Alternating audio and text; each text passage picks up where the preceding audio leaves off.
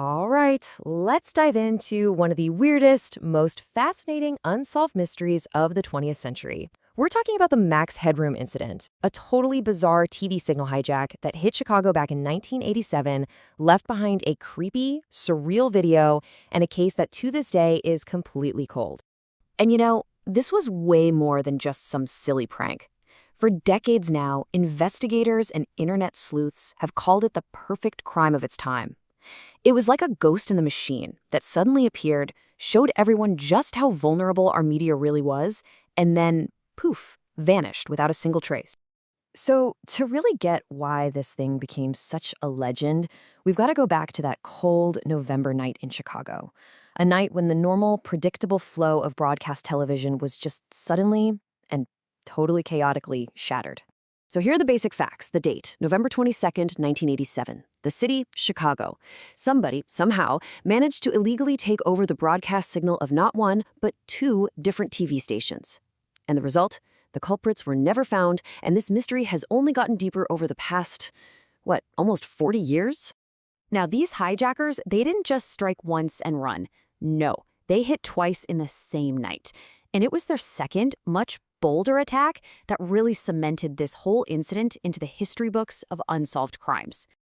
Okay, so the first attack hit WGN-TV around 9:14 p.m. It was super short, only 25 seconds, and there was no real audio, just this loud, obnoxious buzzing sound. The engineers on duty were on it, though. They quickly switched the frequency and cut the feed. But the second attack on WTTW, just a couple hours later, that was a whole different story. It went on for a full 90 seconds, had this bizarre, distorted voice, and it only stopped because the hijackers' tape ran out. And here's the crucial difference, the reason they got away with it for so long. WTTW's transmitter site was completely unmanned that night. So while the engineers back at the studio were freaking out, they had no way to physically override the signal at the source. This gave the intruder a whole minute and a half of uninterrupted airtime, right in the middle of an episode of Doctor Who, of all things. So you can imagine the audience was massive and very, very confused. So what did people watching at home actually see? Well, it was a trip.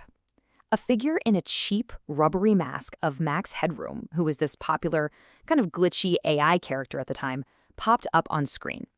A distorted voice started rambling about a WGN sportscaster, held up a Pepsi can to make fun of the real Max Headroom's Coke ads, and was wearing a single glove. And it all ended with this now infamous moment where the figure's bare butt is spanked with a fly swatter by someone else off screen. It was just pure, unfiltered, low-budget chaos.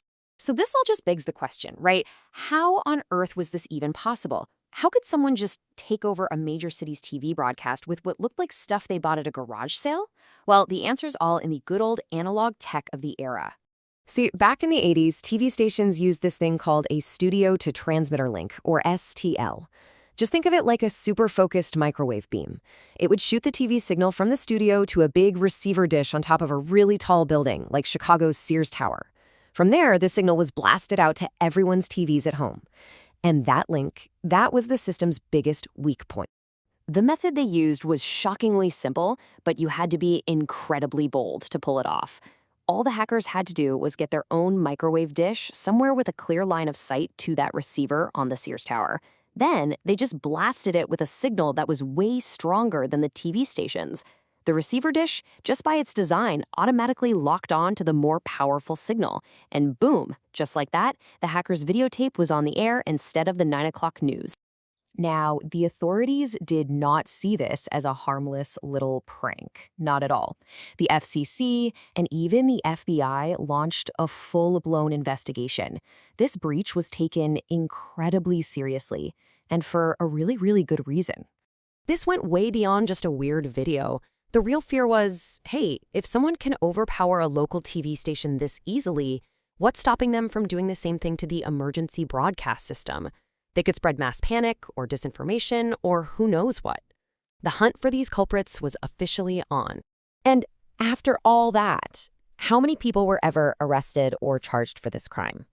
A big fat zero. Not one person has ever been officially identified. The investigation, for all its intensity, came up with absolutely nothing.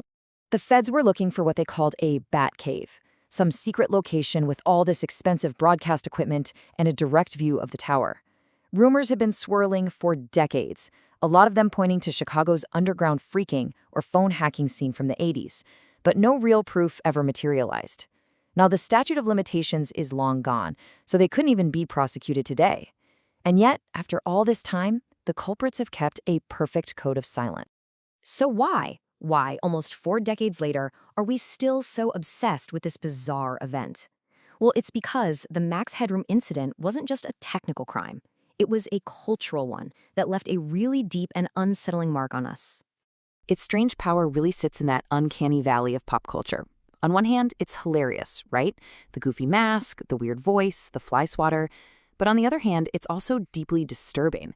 The distorted audio, the fact that there was no clear message or motive, it felt like a broadcast from a nihilistic void. It was just pure chaotic rebellion against the TV itself. And ultimately, that's why it still matters. The Max Headroom hijack shattered a fundamental illusion we all had. It proved that the calm, authoritative voices coming out of our television sets were totally vulnerable. It showed us that the very infrastructure of mass media could be broken into and twisted into something strange and menacing by people we would never, ever see or know. With the people who did it almost certain to take their secret to the grave, we're left with this one lingering question. In our age of digital trails and constant surveillance, will this perfect crime of the analog era, a crime of microwaves, videotapes, and a rubber mask, remain forever unsolved?